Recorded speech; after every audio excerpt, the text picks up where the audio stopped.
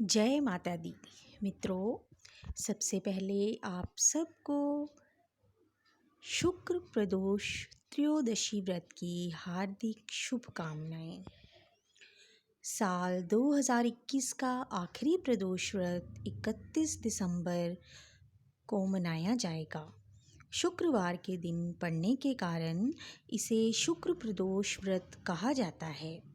प्रदोष का दिन जब सोमवार को आता है तो उसे सोम प्रदोष कहते हैं। मंगलवार को आने वाले प्रदोष को भूम प्रदोष कहते हैं और जो प्रदोष शनिवार के दिन आता है उसे शनि प्रदोष कहते हैं। आइए जानते हैं प्रदोष व्रत के दिन किस समय करना चाहिए भगवान शिव की पूजा अर्चना। पौष कृष्ण त्रयोदशी प्रारंभ होगी 31 दिसंबर 10:39 से 1 जनवरी 7:17 तक। इस दिन सुबह स्नान करने के बाद भगवान शिव का अभिषेक करें, पंचामृत का पूजा में प्रयोग करें, धूप दिखाएं और भगवान शिव को भोग लगाएं। इसके बाद व्रत का संकल्प लें। मान्यता है कि इस दिन भगवान शिव त्रयोदशी तिथि में शाम के समय कैलाश पर्वत पर स्थित अपने रजत भवन में नृत्य करते हैं।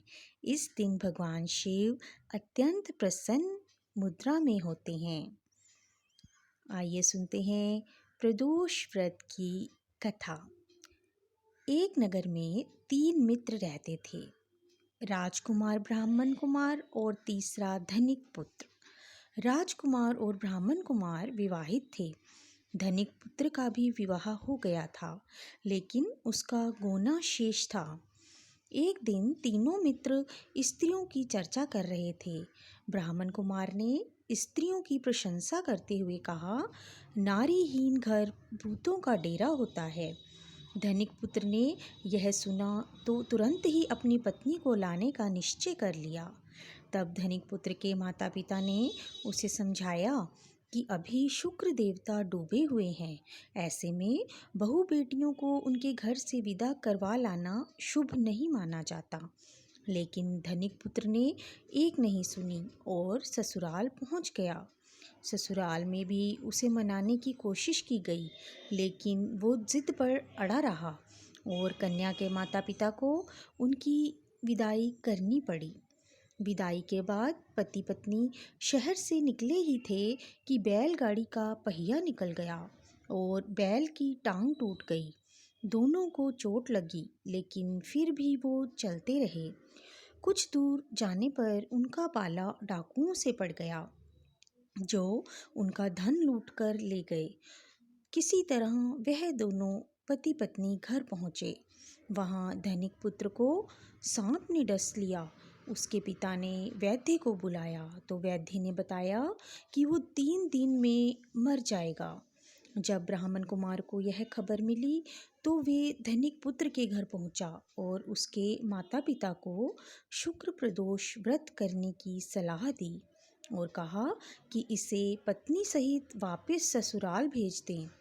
धनिक ने ब्राह्मण कुमार की बात मानी और ससुराल चला गया, जहां उसकी हालत ठीक हो गई। यानी शुक्र प्रदोष के महात्म्य से सभी घोर कष्ट दूर हो गए। तो ऐसी होती है भगवान भोलेनाथ की कृपा। इसीलिए आज शुक्र प्रदोष व्रत के समय प्रदोष काल में भगवान शिव की पूजा अर्चना अवश्य करनी चाहिए। उनके मंत्रों का जाप या महामृत्युंजय मंत्र का जाप भी आप कर सकते हैं। तो इस कथा को सुनने वालों और सुनाने वालों हम सब पर भगवान शिव की कृपा सदैव बनी रहे।